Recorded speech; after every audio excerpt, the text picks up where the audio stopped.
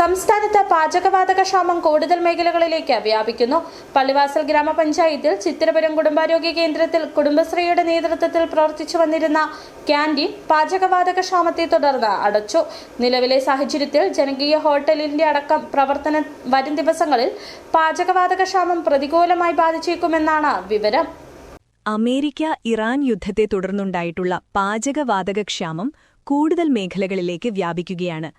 നഗരപ്രദേശങ്ങൾക്കൊപ്പം ഇടുക്കിയുടെ ഗ്രാമീണ മേഖലകളിലേക്കും പാചകവാതകക്ഷാമം പ്രതിസന്ധിയായി രൂപപ്പെട്ടു കഴിഞ്ഞു.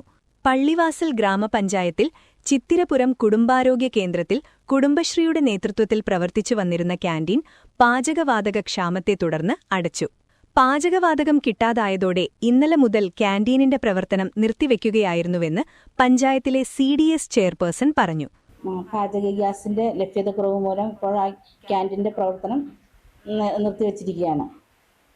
ഇപ്പോൾ തുടർന്ന് ഇപ്പോൾ ജനകീയ ഹോട്ടലിൻ്റെ പ്രവർത്തനങ്ങളും ഏതാണ്ട് ഏറെക്കുറെ ഇപ്പോൾ പാചകവാതകത്തിൻ്റെ ലഭ്യത കുറവ് മൂലം ഇപ്പോൾ നിർത്താനുള്ളൊരു ചാൻസ് വന്നിട്ടുണ്ട്.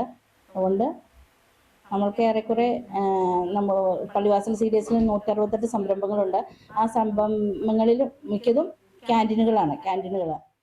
നിലവിലെ സാഹചര്യത്തിൽ പഞ്ചായത്ത് പരിധിയിൽ വരുന്ന ജനകീയ ഹോട്ടലിന്റെ അടക്കം പ്രവർത്തനത്തെ വരും ദിവസങ്ങളിൽ പാചകവാതകക്ഷാമം പ്രതികൂലമായി ബാധിച്ചേക്കുമെന്നാണ് വിവരം.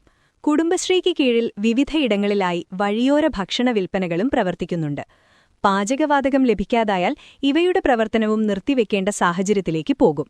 സാധാരണക്കാർക്ക് കുറഞ്ഞ നിരക്കിൽ ഭക്ഷണം ലഭ്യമാകുന്ന കുടുംബശ്രീക്ക് കീഴിലുള്ള ഭക്ഷണ വിൽപ്പനശാലകളെ പാചകവാതകക്ഷാമം പ്രതികൂലമായി ബാധിക്കുന്നുവെന്നതിനൊപ്പം ഭക്ഷണശാലകൾ പൂട്ടിയാൽ ഈ മേഖലയിൽ തൊഴിലെടുക്കുന്നവരും പ്രതിസന്ധിയിലാകും.